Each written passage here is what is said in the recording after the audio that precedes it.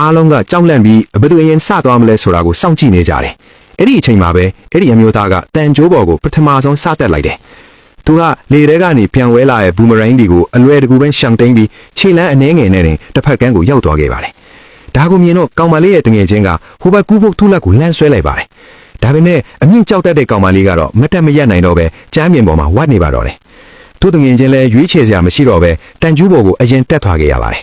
သူ့ရဲ့တွက်လက်တဲ့လှူရှားမှုတွေကြောင့်ဘူမရိုင်းတွေကိုကျွမ်းကျင်စွာရှောင်တိန်ပြီးတစ်ဖက်ကန်းကိုအောင်မြင်စွာရောက်ရှိသွားခဲ့ပါတယ်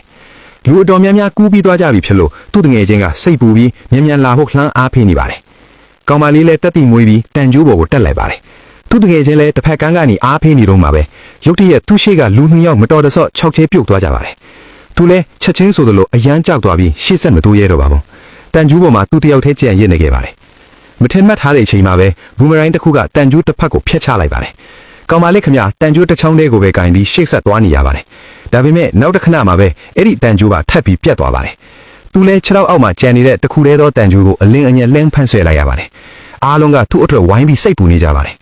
ကောင်မလေးကတစ်ဖက်ကန်းကိုရောက်ဖို့ဖြည်းဖြည်းချင်းရွေ့သွားနေရပါတယ်ဒါပေမဲ့မထင်မှတ်စွာနဲ့ပဲဒီနောက်ဆုံးကျန်တဲ့တန်ကျိုးပါပြတ်သွားရပါတယ်ကောင်မလေး၆ထဲကိုချက်ချင်းပြုတ်သွားပါတယ်အားလုံးကြောက်လန့်ပြီးချွေးစေးတွေပြန်ကုန်ကြတယ်